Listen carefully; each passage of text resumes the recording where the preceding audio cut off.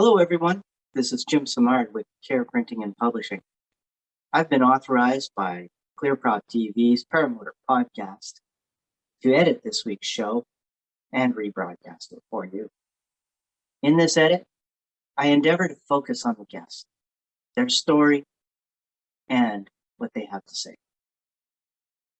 If you find this show even a little bit informative, please give it a thumbs up, and that will benefit others. It'll allow them to find the video easier and learn as well. So, if you have any questions, put them down below in the comment section and I'll answer them. Also, if you enjoy the show and you want to see more, hit the subscribe button and you'll be notified when more videos come up. Have a great day. Enjoy the show. Oh man, it's been a beautiful day. Went out and we're kiting and was able to fly the Atom 80, which was really cool. There's so much wind, I was able to fly the Atom 80. Looks like we are live, which is incredibly awesome. What's up, y'all? Good to see you. Welcome to PPG Grandpa's Paramotor Podcast, ClearProp TV, and pairedtalk.org. This is going to be a wonderful podcast tonight because we got our very own Joshua Marsh that's been on the panel for the last month. He's actually going to be our guest. He's an amazing pilot, has about 30 flights or so under his belt, but we'll get to that in just a moment. First of all, let's say hello to Linda Anderson, our very own PR girl with the pom-poms. Where's the pom-poms? Hi, everybody. Welcome. Monday night. Where's the pom-poms? Welcome, chatters. Yay! I call over the place, as usual. Welcome, Linda. I'm always all over the place. Yes, welcome, chatters. Welcome, viewers, listeners, however they call it. Thanks for hanging with us Monday night. ClearProc TV, the only place to be. You know that. That's it. Absolutely. That's all I have to say. I heard from somebody that we are the #1 podcasting people on Monday nights. So if you're here on Monday nights, I heard that we're #1. I don't know. That's a cold, hard fact. Right. So Linda Anderson, if you don't know, is our PR girl. She's the one that if you want to be on our show, you get up with her. You go to paramomusa.com. It forwards over to our Facebook page and just PM her and say, hey, I want to be on PPG Grandpa's Promoter Podcast, ClearProp TV, and pairedtalk.org, and she will hook you up. I think that we are completely booked up for October, and November is being booked up, so make sure you get up with Linda Anderson. We definitely appreciate you, Linda, for everything that you do for the show. Absolutely. We also got Will Fly from willflyppg.com. How you been, buddy? Been doing good. Got a quick 30-minute flight in tonight and really enjoyed it. Beautiful sunset, smooth air. Couldn't ask for more. It's getting a little colder though. Oh, is it? Yeah, at altitude. I'm feeling it. Uh-oh, it's about time for gloves and our heated gear. Material. Yeah. Awesome. Anything new? Any just the tip on your channel or anything? Just the tip 5.0 came out last week, and I'm working on the next one, so I'll keep you apprised. And where do we go to check that out? You check it out at willflyppg.com or just search for Will Fly on YouTube. Awesome. And we also got our sponsor, Jim Simard from Canada, the only guy I know that has maple syrup, smell, and money. But he takes care of us as far as giving us our stickers and our decals. And if you don't know, decals are decals. But I mean, he got me that first time when he said that he makes decals. I'm like, what the hell is a decal? It's a decal. Welcome, Jim. Thank you very much for joining us tonight. And thank you so much for being our sponsor. Hey, you're very welcome. It's wonderful to be here. Tell us a little bit about your business and what you can do for peeps. I can print virtually anything, considering ink on paper is what I do, or ink on things is what I do. And that can be in any format. So there's quite a variety of things: checks, business cards, note cards, envelopes, you name it. If it's money? Money? No money. Ah, crap. All right. Anything but money. Okay, gotcha. The ability is there. It's just legal. We just want to make it legal. I gotcha. So how do we get up with you, and what's your website, buddy? You can connect with me through carepp.com, and you can get to all of my websites through that site there. I see that you got a QR code on your background there. So if we scan that, is there something special there? I think that there is. So you guys make sure that you scan this real quick. Go to CarePP using that QR code, and you might see something really cool. Yeah, and if you do use that and you contact us, let us know and we'll get you a discount for sure. Wow. I'm telling you guys, make sure you use that QR code. But thank you so much for joining us, Jim, and thank you very much. We definitely appreciate you guys on the panel, but it's not about you guys. It's not about me. Tonight is all about Joshua Marsh. He is our guest, but he's also been a panel member, and he's been flying since Mother's Day. Is that correct? Yep, sure. First flight was Mother's Day.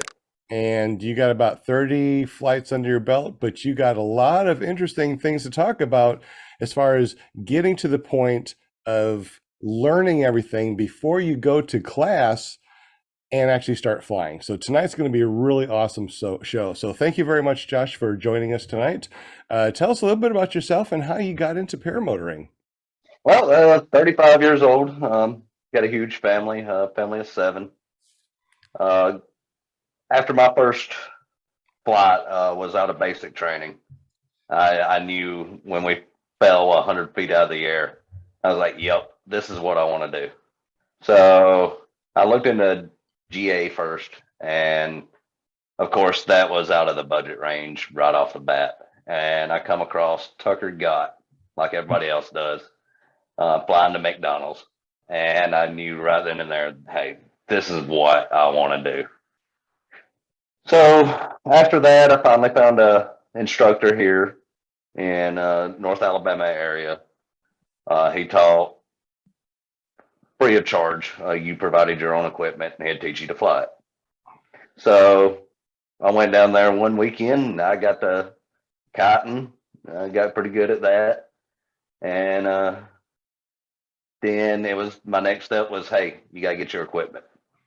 So I was like, okay. And that took 4 years to get there. I don't have a lot of money, but I have enough to survive. And I realized that, hey, I could make a business out of another one of my hobbies. So turned around, created Rocket City Mushrooms, sold gourmet mushrooms to some of the big restaurants here in Huntsville. And So are these the mushrooms that are kind of psychedelic, or these are like the other side. A lot of people ask me that, and it actually looks like the industry might be going that way. So keep a lookout. You never know. Well, tell us a little bit about how that industry is going that way really quick, because I gotta hear this real quick. Of course, y'all know the medical side is starting to hit state by state by state. Well, the medicinal side of mushrooms is a big help for PTSD, especially for military PTSD. It kind of rewires your brain, non-narcotic. You don't have to go on pills, and it helps just kind of reset the dopamine and serotonin levels, the feel-good pleasure sensors, and makes you relaxed. And there is a big study and a big movement actually going on right now in Georgia about it, trying to get it legalized there. And you see, and the things that you guys would not have known if you don't come over and check out ClearProp on Monday nights, because I did not know about this. That's pretty awesome. It's not just about paramotors anymore. It really is. You learn so much about so many different things. It really is amazing. I'm sorry, Josh, please continue. Oh, no, it's all good. Well, I ran that one for a year and a half. Ran it solely just me. I was selling over 100 pounds of mushrooms a week to different restaurants. Yeah, it was a lot of mushrooms. Turned around, made all my money back I put into it, and then I turned around and sold it. And that's what got me my first setup.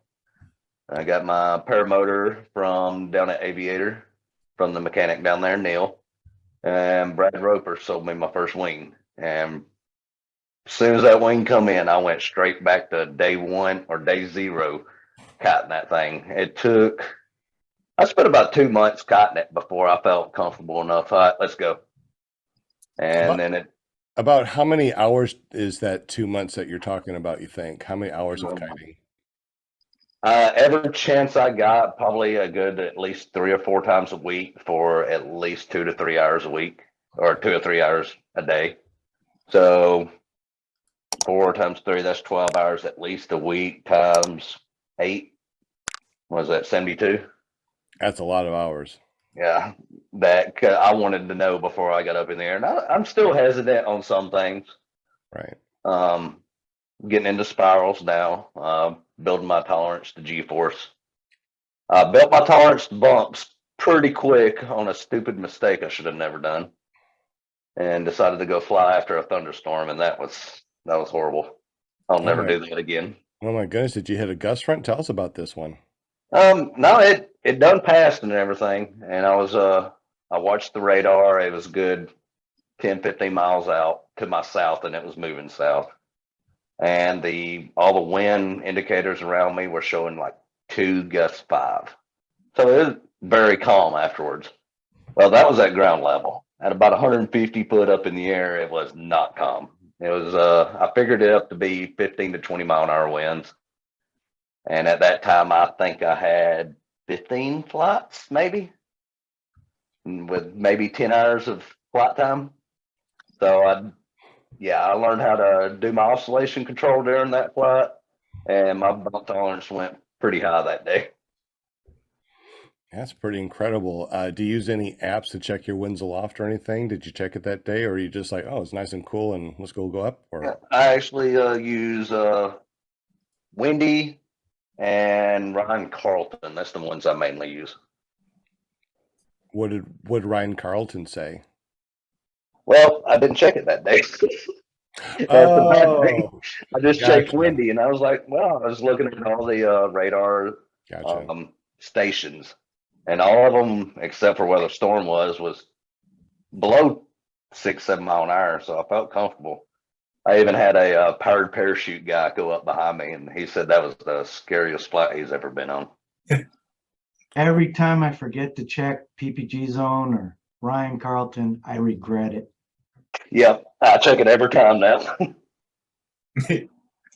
Well, it's not a mistake if, I mean, you're able to go through it, and now you always check it, which is good. And you're on the show, and anybody that's listening to this now will learn from your mistake too, and will be like, oh, well, I better check it every single time. It is really good to check your winds aloft for sure. There's Ventus Sky, it's a great app. Ryan Carlton, that's the actual .com that you'd go to on Safari or Chrome.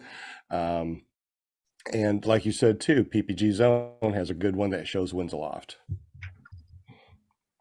I agree. Definitely check it. Yeah, Big time. absolutely. So you been flying since Mother's Day. You have about 30 flights under your belt. You had a really interesting winds aloft after a storm. So what kind of flying do you do? Do you like to do cross country or just stay up around your LZ? What do you like to do as far as flying? It really depends on the day. I've been to a couple private fly-ins now, out of a little airport here in North Alabama. It's a mix between cross country and low flying. I guess that'd be pretty much what I do 90% of the time. I'm flying high and out wide, but as soon as I get there, I'm looking for fields to drop down low, practice my height to see how high off the ground I am, which at this point is kind of hard still. Maybe that'll be good next week. But other than that, I don't know. It depends on what day it is. Some days I like getting out and just seeing how far I can go, and then some days I like low flying, trying to cut it up a little bit. Okay. You said you had some issues with your eyes. Did you want to talk about that or not? Yeah, I'll talk about it. Don't play with fireworks. They'll get you pretty bad. July 1st of last year, I actually had a firework mortar end up going off. It was a dud. I did wait 5 minutes. And as soon as I reached down to pick it up to move it so my daughter wouldn't get hit, It fired off 3 shots, and one of them caught me in my right eye. And at that point, I thought my right eye was gone completely. Got the ER, got medicine, got into the eye doctor and everything. For the first 2 weeks, it was nothing but black. And then I started seeing some light, and it eventually got better. Now it looks like you're looking through a glazed window glass. All you can see really is just light. But next week I go, oh, hang on, let me back up. It formed a cataract from the concussion off of it.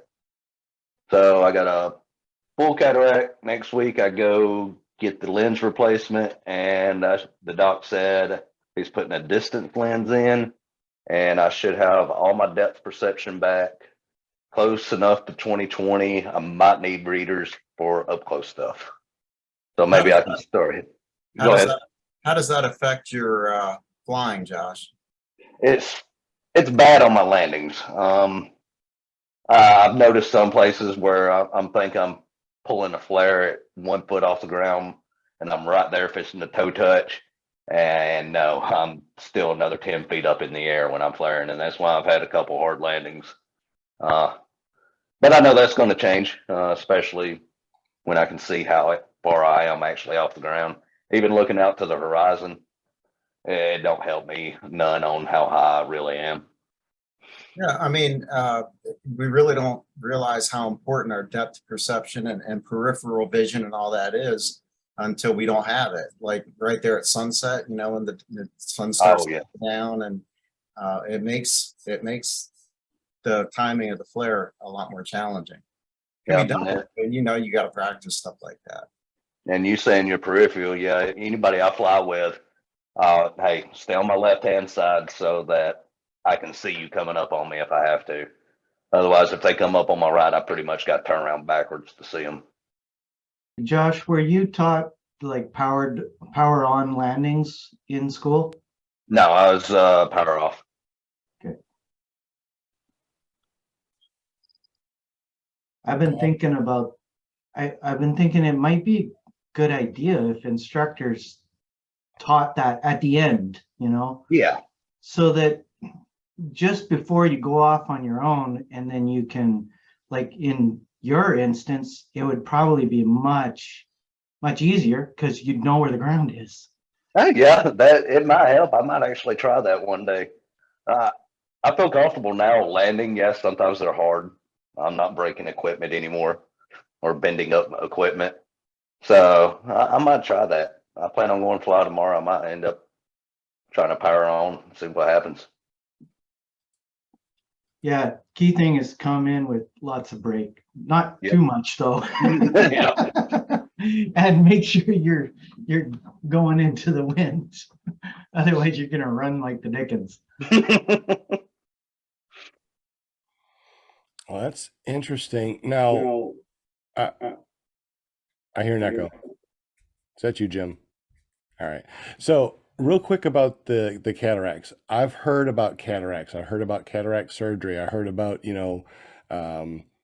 cataract. What is a cataract, and what do they do to fix something like that?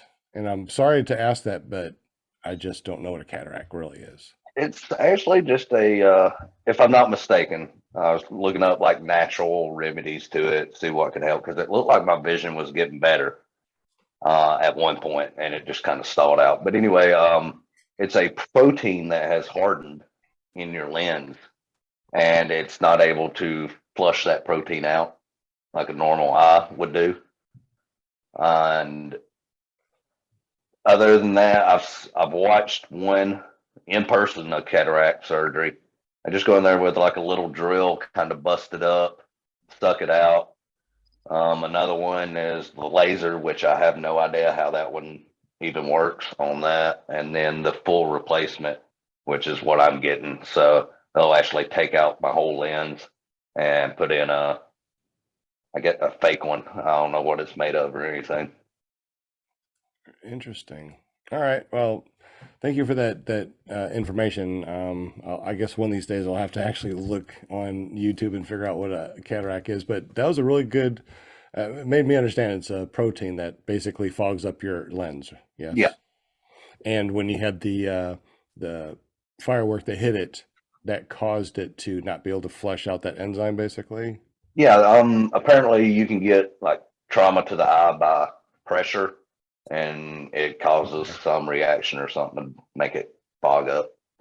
Okay, that's really interesting. And actually, I mean, that's a real common operation now with cataract surgery. Mhm. So, and I know I've got baby cataracts last time I went in. So, I mean, it's not, it's a good topic.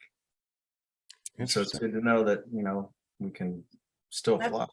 First thing they look for when you get your eyes checked too is glaucoma.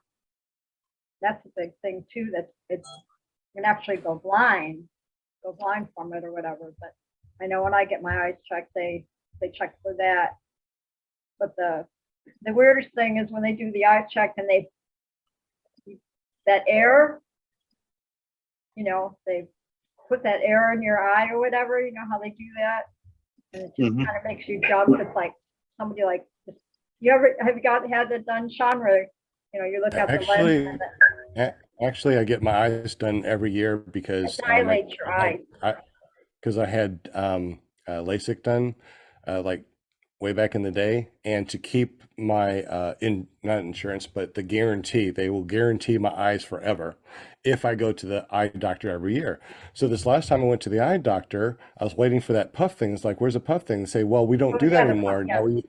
Now they use a laser thing. You just look in it, it does the little thing. You don't feel it. There's no puff anymore.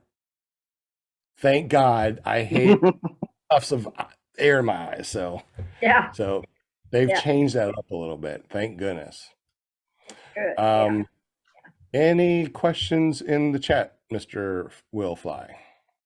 No questions, just a couple of you know, statements. Dave Ross, we've already covered it, but he uses Ryan Carlton, and it's the reason he didn't fly tonight.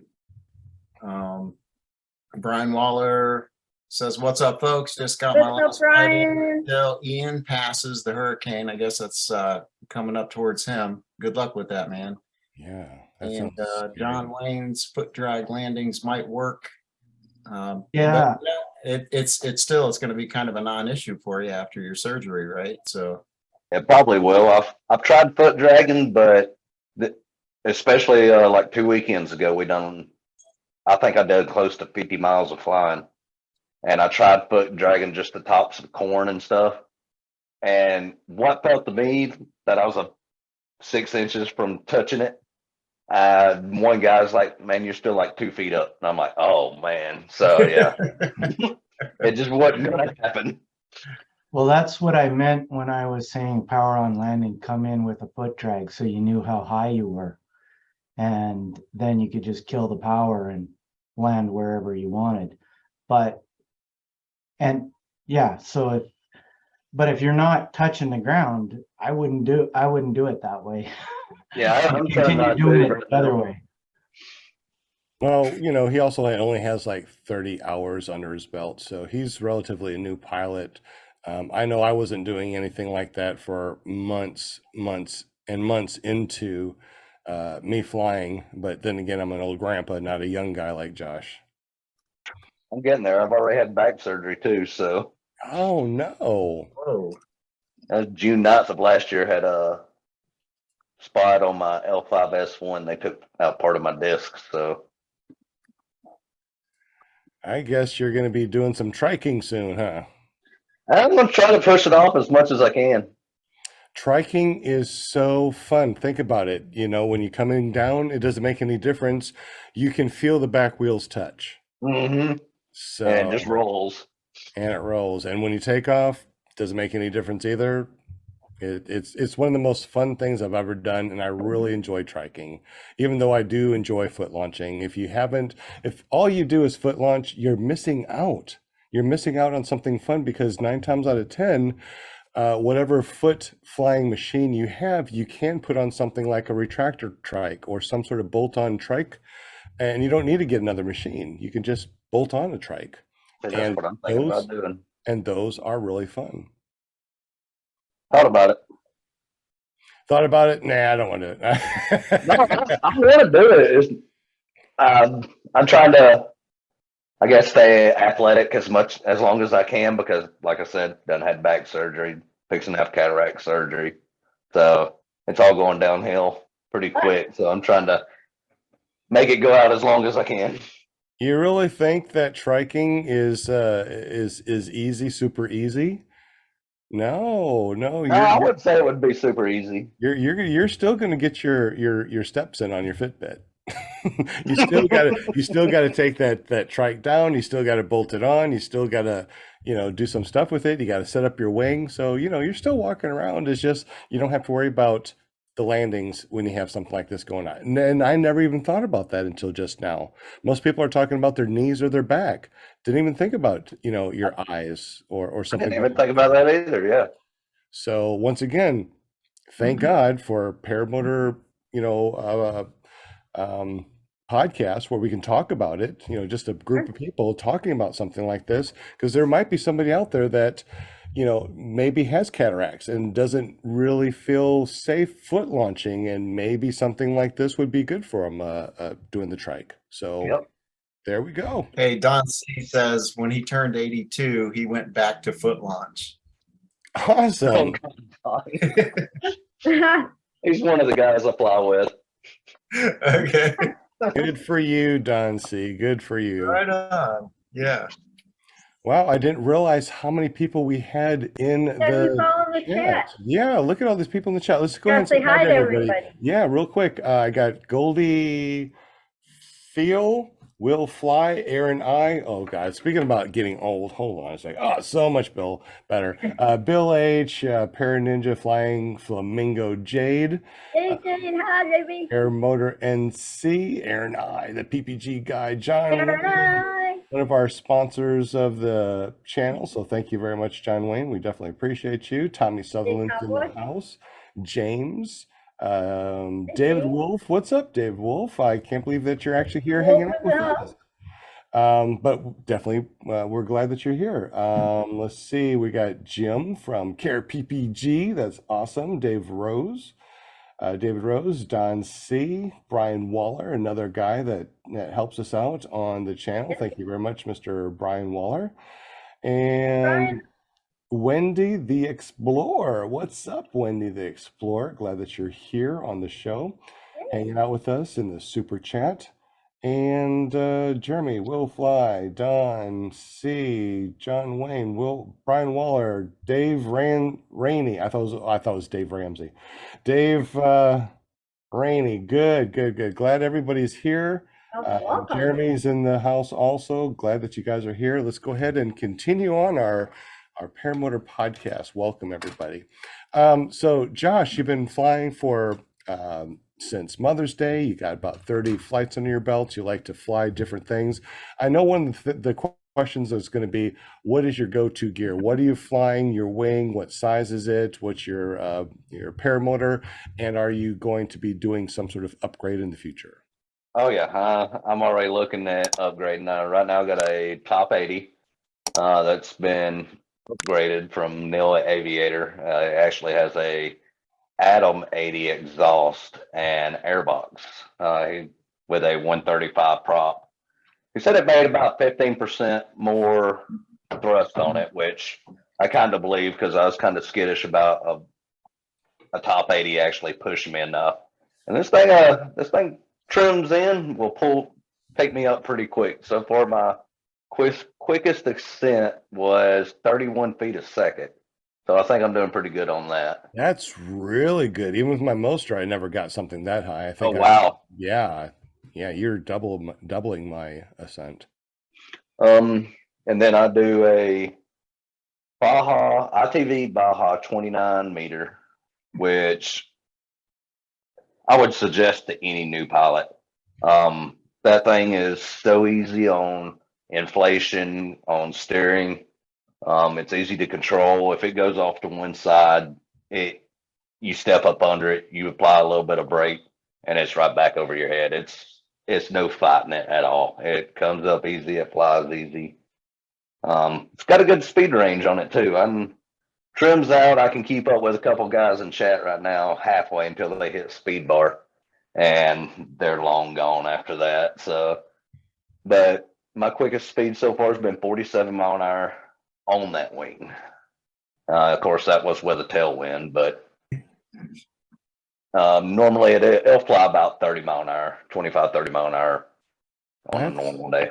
really interesting. Now, how much do you weigh? I weigh 185. You weigh 185 flying Atom 80 or Top 80 with a 29-meter wing. Mm-hmm. I haven't heard of that configuration before.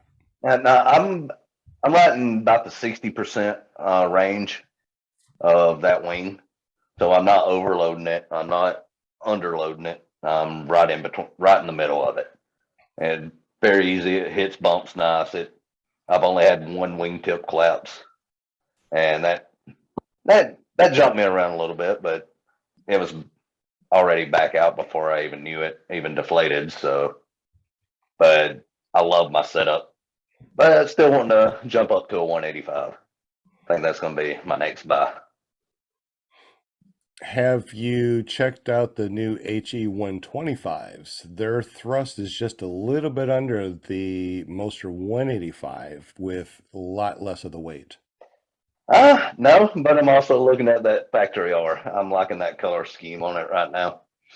Okay, so you just want the Moster. You want the Moster. Okay, I see Yeah. what you're saying. Have you tried one on your back to see what the difference is? Because Will Fly, you started with Atom 80, and now you're flying a Moster 185. There's a big difference between the two, is there not? There is. There's no question about it. But the trade-off is well worth it. Okay. I Absolutely. haven't tried one on my back yet. I hadn't even flown a second wing yet. I was supposed to, but the piece of equipment I got on my Facebook page I'm selling right now, he's selling it, so I ain't able to test it out anymore. Now, you know that when you go to your fly-ins, I'm sure that one of your friends would let you put their Moster 185 on your back. That way you can kind of just feel how heavy it is. Is this something that you want to do? Look around for different things. I know that, you got your eye on that Moster 185, and a lot of people, when they are wanting to upgrade or wanting to do something like, I just want this, and they don't check out all the different things that you can do. So, I mean, when you go to your fly-ins, try different motors on. You don't have to fly them, but put them on your back and see how it feels. Yeah, and that's what I've even thought about doing before I commit to buying it. Of course, that's the one I want right now, but I haven't done enough research. Hey, they might, like you said, the HE125, I might want that one. So I don't know yet, but that's just my idea right now. I think, like Will Fly says, the difference is a little bit more weight, but the performance is really worth it. Long as that feels good on your back, because you just said that you had something going on with your back. So, kind of keep that in mind too. Plus, whatever frame you got, you might be able to get a bolt-on trike, especially with that Moster 185. Yeah, but I don't know if they make. I got a SkyMax Star, so I don't know if they make a trike for it, bolt on. But I know I could build one, so. Gotcha. Well, so what are you planning on doing as far as like in the future? So you've been flying, you've been doing some buzz around the LZs, you went out a little bit, you're hanging out with friends because you're racing them, and it looks like Don C in the super chat says he makes that 80 scream. Josh knows how to pin it to win it. Appreciate it, Don. Yep, I sure can. I go full throttle right off the ground until I get up to where I feel comfortable and get everything situated. Then I'll let trims out, start flying around with them. David Rainey's another one I fly with. I see he's asking about the wing bumps. Yeah, David does not take lightly if he does wing bumps. I got my first wing bump 2 weekends ago, and he nailed the snot out of me. But it wasn't that bad. I loved it. It was cool.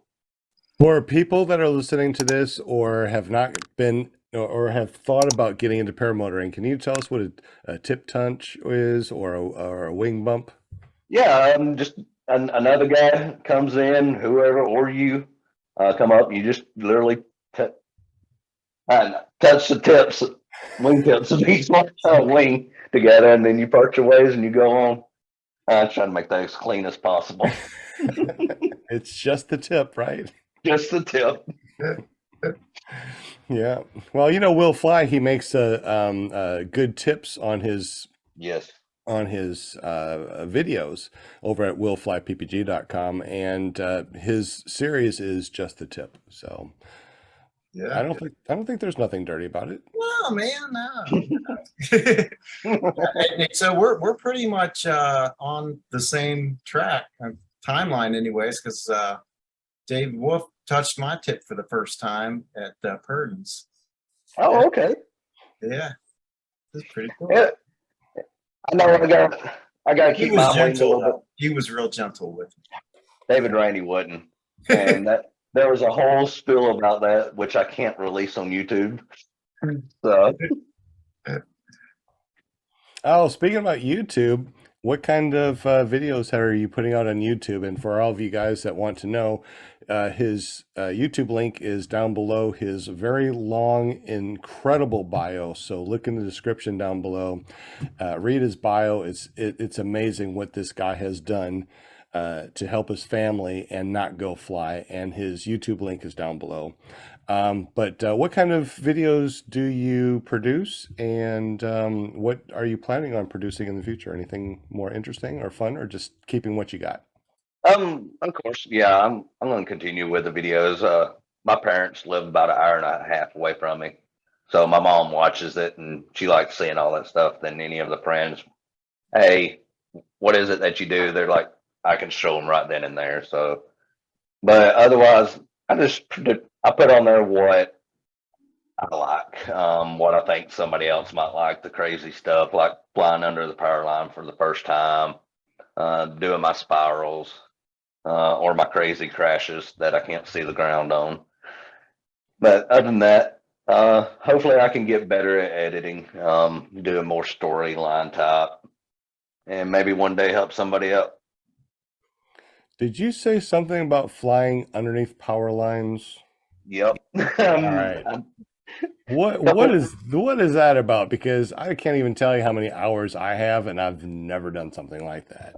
So the high voltage power lines, like I think they're like 600,000 volt or something like that. Yeah, the really scary ones that I want to stay away from. Yeah, I know those. Yep. Couple of guys that I know, they like flying under them, and I watched a couple of them go up under it, and I could clearly see there's enough room for somebody to be on top of them and fly up under it. So I'm like, you know what? I'm comfortable at how close I am to the ground.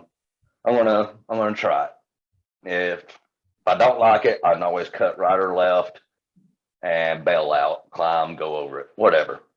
Well, I get up to it and I'm liking it and everything. Of course, yeah, my nerves are through the roof. My adrenaline's pumping. Am I low enough? Am I seeing the ground correct? And yeah, I was. And I scooted right up under it, and the guys, they can tell you I screamed in the microphone because, hey, I did something I thought I'd never be able to do, but blew right up under them. It's actually the last shorts video on my YouTube is the one I've done. My heart's pounding just listening to that. It's scaring me to death just listening to that. You guys in the super chat, tell me, have you ever flown underneath power lines, or is that something that you want to do on your bucket list? Because wow, that's scary. But anyways, Will Fly, anything else in the super chat? Any questions or comments? You got some comments. Don C wants to know about well, you already covered that about the wingtip touch. Brian Wallers really likes your shirt, and he wants to know if you have any hot rods. No, I am looking at getting a couple. My first one is somewhere in the Plymouth line. I'm really thinking about a Duster, mainly for my wife. We'll get her, build her up one, and hopefully make her happy. Is that like getting her a vacuum cleaner? Oh, if I ever got her a vacuum cleaner, I'd be dead. You know the best things to get your wife right: a vacuum cleaner, gym membership, and a scale. Those are the best clothes. Yeah. Well, a duster has got to be in there. Vacuum cleaner. Plymouth Duster. Yeah, Dust Buster. Maybe some new frying pans or a birthday or something, right? Okay, if it's cast iron, we can agree on that one. There we go. Those are good. Hey, James says the key to a wingtip touch is one person flies straight and the other slowly moves in, and I agree. I could add to that you should talk about what you're gonna do on the ground first. So there's David? clear communication, kind of know who's doing what. I hope David Rainey heard that. Oh, did he just move in on you? Yeah, he was the one coming to me while I kept it straight, and it wasn't a slowly coming in. I got that video on there too. It's a He wasn't coming head on, was he? no, he wasn't coming head on. Man. that'd be One of great. the things that I've tried for the first time was using my Gaggle app, and I wanted to see if it worked well like the Sky Fly High. Tell us, Joshua, you are doing something for them. You're beta testing for them. How does that work? Yeah, I actually seen they said something about it. I think on their Facebook page. I was like, yeah, I'll help out. I mean, I don't know how much I can help you out with, but it's like, yeah, go to it, get to the beta link, download it, and I guess it gives us the features they roll out first. I'm not exactly for sure, but there's a lot of us that actually do it, but we'll just respond to them, be like, hey, this is messing up, or this is what's going on with this. Is that supposed to happen? And a couple of things gets fixed, bug tweak, stuff like that. We just report straight back to them.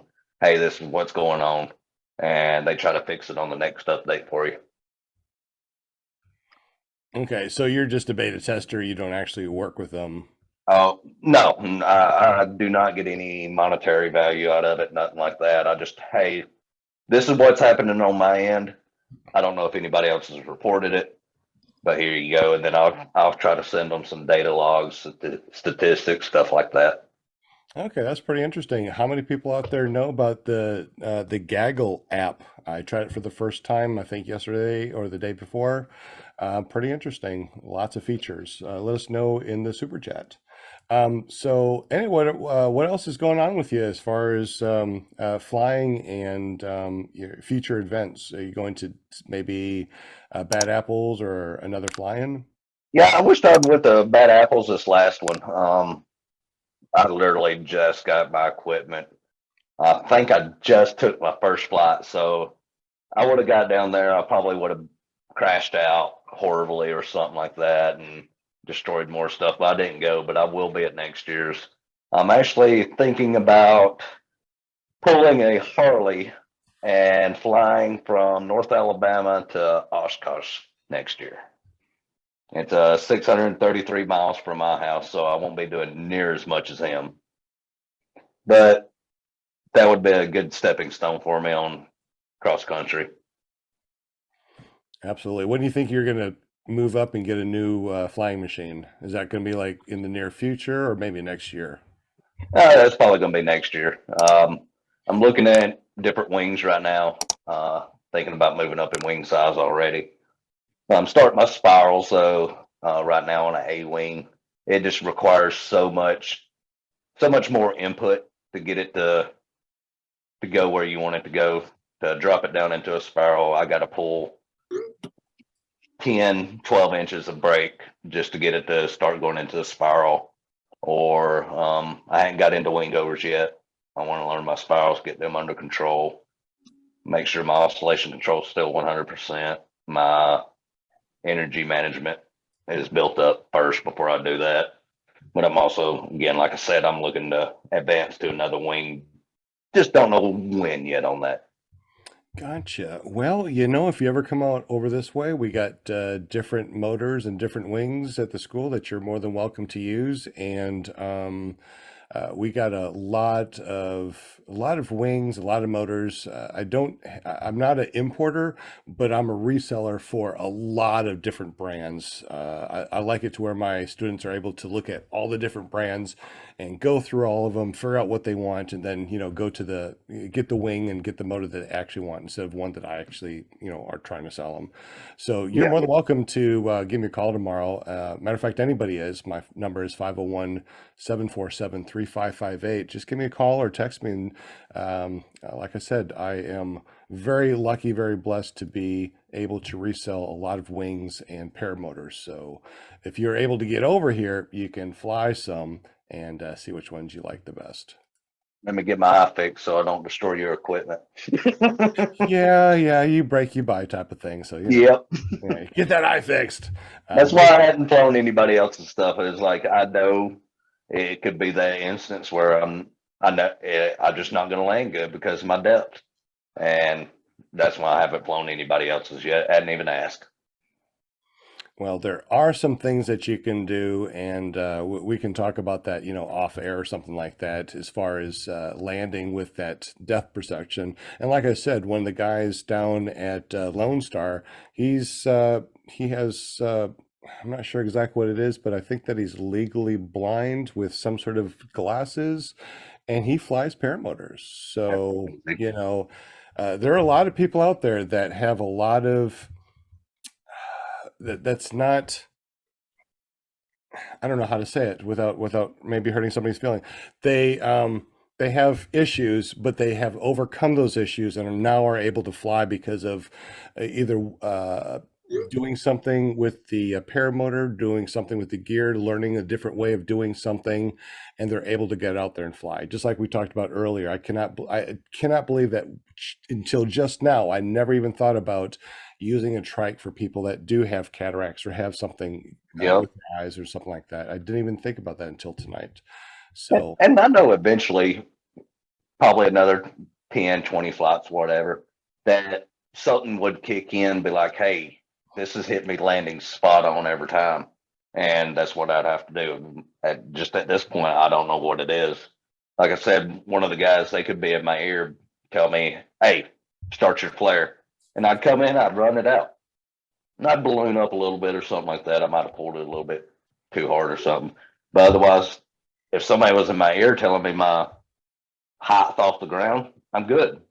But me doing it on my own, I've landed probably 50% of the ones that I've done on my own. And the other 50%, I've only had 2 bad crashes. So other ones were just sliding in on my legs or something, or my butt. They haven't been bad. well, that's good, as long as you don't break a prop. Nope, hadn't broke. Hang on, let me find some wood. Haven't broke one yet. Knock on something, right? You Gotcha. see Dave Ruff's comment, Sean?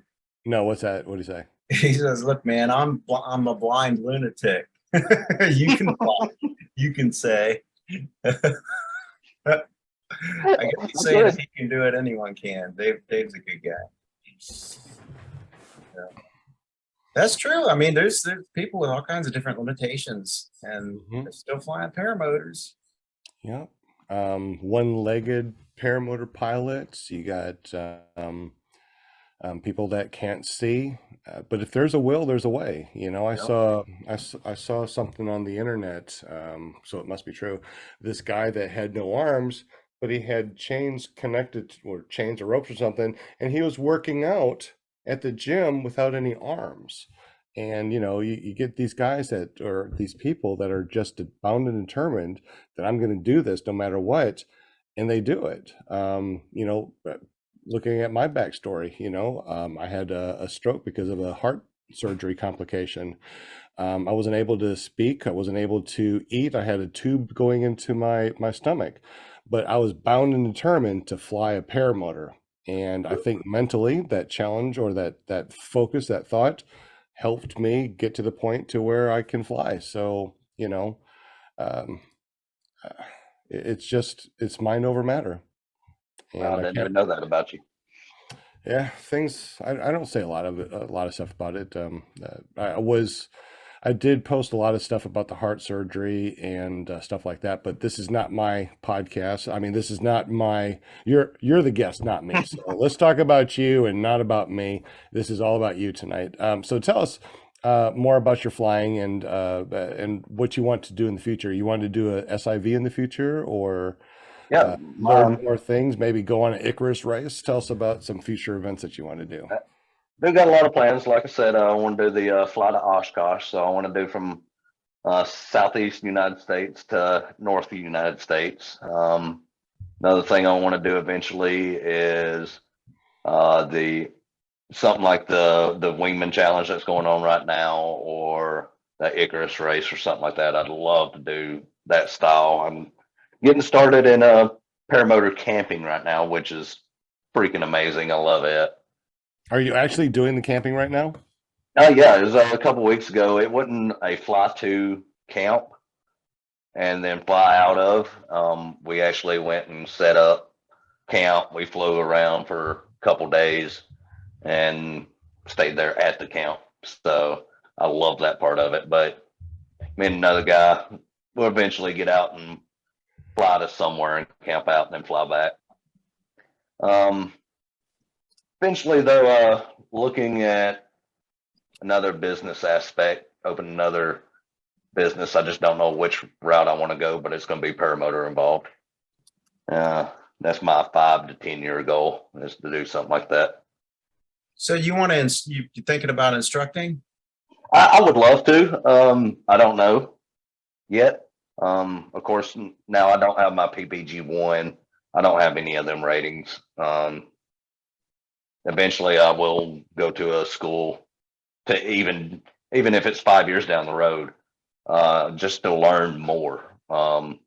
Never know, I might pick up something that just, hey, why hadn't I been doing that since the beginning? And finally get my ratings and go up. I do want to do a SIV class, because I think doing something like that, if you know what the wing can do and how it's going to react, it's going to just make you a better pilot. Absolutely. Totally agree with that SIV. I did my first SIV 6 months into my flying, and let me tell you the different. Okay, so you imagine 6 months of training, flying, and then you do an SIV course. That SIV course that you do, not only does it make up for, I mean, it's like another 6 months or a year of flying in 2 days of a class. So even though you go into there with 6 months, under your belt, you walk away feeling like you've flown for a year or two. Oh, wow. So much more confidence. And you go from, oh, I got to be really careful in doing these wing overs, and the wing overs are just small S turns. After going through an SIV course, you're like whipping down and doing some serious wing overs. You're doing flat down spirals. You're pulling your A's and you're collapsing your wing, and it's like, no big deal. Totally different mindset walking out of the class. That's what I want. That's the reason I want to do it, is because so I know what my wing can handle, what I can handle, and be able to advance even further. Because I want to get into acro. I want to get into sats, helis, infinities. I want to do that stuff. I'm an adrenaline junkie. I skydive. I'm fixing to get into paragliding so I can learn the thermaling aspect of it. So yeah, I'm ready. Any adrenaline rush I can get, I'm going to go for it. So long as it's safe, man. Risk versus reward, right? That could be debatable. You got a couple of comments there, both from Dave Ruff. He wants to, he says, if you want to see willpower, watch Resurgence PPG solos. It's incredibly emotional to witness the gift of flight. Yes. Yeah, I agree. He also says the next flight after SIV was a game changer for him. Yes. Awesome. It's good to know. Yeah, it just really feels like after the SIV course that no matter how many, let's say that you've been flying it for a year, you go to SIV course, now it feels like you've flown for 2 years. I mean, it's just the confidence in your wing and your motor and the lines, and understanding that if you do have you pull down half of your wing. So you're flying 50% of the wing yourself in these SIV courses. And you're like, really? I can fly with half of a wing collapsed? It's amazing. Yeah, and then as soon as you let go, that thing goes whoosh and opens up, and it's like solid as a rock. I'm like, geez, I feel like I'm actually hanging from rafters. It's that you feel that much more confident. It's amazing. I can't wait. I can't wait to go do my first one. That's for sure. That's really awesome. Did Brian Waller just say something, Will? He did. He made a he made a comment. He says, Joshua, you can take the test online, talking about the PPG-1 through the 3 ratings. You need an instructor to see you do certain things before the ratings can be issued, but you still better yourself by passing the test. Ah, thank you. Appreciate that. Absolutely. I'll have to get with you, Brian Walker, on that. James says he thinks that personally USPPA instructors should have been through an SIV so they can accurately explain what they teach. I cannot disagree with that. Yeah, I can't either. I agree. I feel like a worthy instructor, so I can, teach my students what it feels like, what to expect in the SIV courses. When you're flying, if your wing does collapse, it's going to pop right back up, and being able to show them too. It's fun to be able to fly up there and do some collapses, big ears, asymmetrics collapses, fly with half my wing and show them, look, I'm flying with half my wing and I'm still flying straight. And that really gives them the confidence of, oh, okay, because one of the scariest things that I thought originally before I started to fly was a wingtip collapse. And I thought that to me was like the most scariest thing that could happen to me. Now I pull half my wing down and I fly straight. I'm like, look, guys, I'm flying straight with half a wing. Wow. And, okay, I don't feel scared about wingtip collapses anymore. And don't feel worried about, somebody coming over and bumping your tip. As long as they don't get anything wrapped up, man, that wingtip can collapse in 50% and pop right back out. You'd be like, oh, that wasn't too bad. Yeah, looking back on that one, it ain't too bad, but I do like to give David a rough time about it. So does everybody else in our group. Yeah. Brian posted the link. If you're interested in the USPPA ratings, you can go to usppa.org and then click on resources to take the test. We'll be going, that's for sure. Yeah, and if you're interested in paramotoring, definitely check out the webpage. I mean, it's a good a good place to start. I've been watching their airspace videos.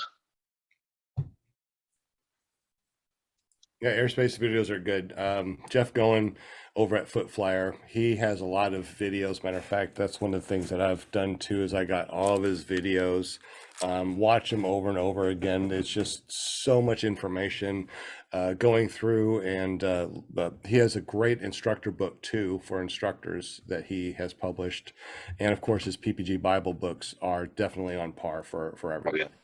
Yeah. Hey, you know what? I just won that series at that the last flying I went to, the Jeff Goen series, the DVD. So I've never seen them myself. Looking forward to it. Oh yeah. So okay, let's go ahead and take a look at them real quick, because one of the things that you do have the airspace. If you watch the airspace video, that right there, that's a good hour and a half, I think, and it just totally clicks with his with the videos. It's on 3D and stuff. It really makes you understand all these words that you're reading in the PPG Bible, and looking on sectional charts. It just makes it so easy. The risk versus reward is always good with William Shatner to be talking to you. Hey, this is how you do. No, I don't even know how to do it. But anyways, you got some good tips and tricks, which are good. But this is the good one, the mastering. So we got the mastering advanced ground handling. That is a really good one for ground handling. Advanced launching, that has really helped my launches and be able to help my students launch.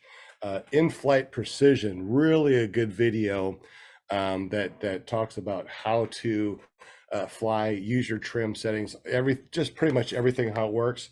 And here's one for you: advanced landings. Really good. It even goes into the foot drag to the landing that I love to do. And I thought you were going to say advanced landings for Cataract. Cataract. I wish I would have now, because that was an awesome response. I love that, but no, I'm not that quick. Apparently, I'm still got this sinus thing, still got the cold medicine, so I'm not quick-witted. I haven't been flying as much either too, because I don't like to fly on cold medicine. But speaking about flying, we did have some really good wind. I got that Adam 80 out and took me 3 steps and I was in the air. And that's how windy it was. When I landed, I went straight down and backwards when I landed. But I was teaching the kids or the students that when you do have that happen, when you turn around, you hold onto the brake, you reach up and you grab your seat lines. When you pull down, the wing will just collapse, no matter how windy it is. And I think that actually helped them too. It's really good.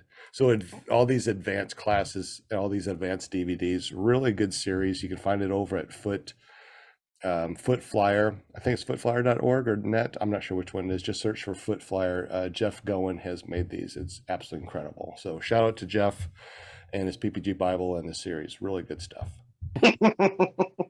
I'll say Joshua Marsh was an awesome guest. Absolutely. He's a great panel member, a great guest, and hopefully he'll hang on the panel member for a long time. And like I said, we're going to be rolling on 4 years here, and you can be, part of the 4-year crew. All right. Sounds good to me. I'll be here. He has that big smile. He's like, yeah, I'm going to be on the big 4-year. But yeah, we'll definitely have to book Brian Haybell on the 229th, since we got him on the 29th way back in the day. He may not know this, but he actually is one of the reasons why we veered into this direction on the podcast. He made a big difference on our podcast. He really did back in the day. Yep. So we appreciate you, Brian. Yep, sure did. Well, we appreciate you, Joshua Marsh. Appreciate it. Links to everything are down below. Make sure you go there and check out his YouTube channel. If you haven't subscribed, make sure you subscribe to his channel. Hit that bell notification so when he starts popping up some really cool shenanigans, we'll be able to see what he does and keep up with him. We also got Will Fly from Will Fly PPG. He puts out a lot of awesome content, and his Just the Tip series, pretty good series. Linda Anderson, she is our PR girl. She takes care of us. If you want to be on the show, get up with Linda Anderson by going to paramomusa.com. That forwards over to her Facebook page. Just say, hey, I want to be on PPG Grandpa's Paramotor Podcast. There you Got go. Jim from Canada, He's the only guy I know with maple syrup smelling money with the loony and toonies up there. He's our official sponsor of PPG Grandpa's Paramotor Podcast, ClearPropTV Paramotor, the only paramotor podcast that you want to listen to on Monday nights, and he is our official sponsor. He helped us with lots of stickers, decals, and even the paramotor calendar from paramotorcalendar.com last year. Or was it this year? Last year. And time flies, so do paramotor pilots. You can always find him by hitting that QR code or going by carepp.com, or watch his shenanigans at his YouTube by going to careppg.com. My name is Sean Simons. You can always find me at ppggrandpa.com or iflyparamotors.com. We run a small school here in Arkansas at paramotorarkansas.com. Check us out. Anything else before we head on out, guys? You Quick guys, shout out to Walter, who just made it, and Marshall. Walter just made it. Walter from Australia made it. Walter, Walter, you made it just in time to say goodbye. Aw. But at least we know that we do have a tomorrow. Since he is in Australia, there is a tomorrow. He is actually right. living in the That's future. right. So Yeet. that is awesome. And we appreciate you guys. We really do. He wants to know what he won. Walter, remember, that's why he doesn't come over here anymore, because he won everything. He won everything. We sent a big care package to him. He won everything we ever put out there. Matter of fact, that's why we're bankrupt, because of Walter. We had to send it to Australia. Do you know how much it costs to send something in the future? It's crazy. Yeah, a lot of money. Oh gosh, you Yeah. guys are great. Yeah, I wanted to just say, Mark and Joshua, it's really nice to hear your story, more of it. I mean, man, you've got a lot going on. Mm-hmm. Pretty I sure cool. do. Thank y'all for having me. You're welcome. Absolutely. And if you guys have not read his bio, read his bio and you'll shed a tear, because this guy is so incredibly kind. What he did, he could have been flying a lot sooner, but look what he did. Read the bio. It's like amazing guy. Josh, you are amazing. I appreciate that. Absolutely, buddy. All righty. Well, my wife is knocking on the door, says it's time for old grandpa to go to bed. So I'm going to have to say farewell. And y'all fly safe. Once again, Josh, thank you so much for being on the show. We Thanks, definitely everybody. Thank you, appreciate you. Josh. Thank you for having me. Thank you, Will. Thank you, Jim. Thank you, Linda. You Guys. guys are wonderful out there. And we will see you tomorrow at ppgshane.com. Good night. All right. Good night, y'all. Peace out. Thank you for listening to the end. If you enjoyed the show, please hit the thumbs up. And if you'd like to hear more, then click the subscribe button and you'll be notified when new ones come available. Have a great evening.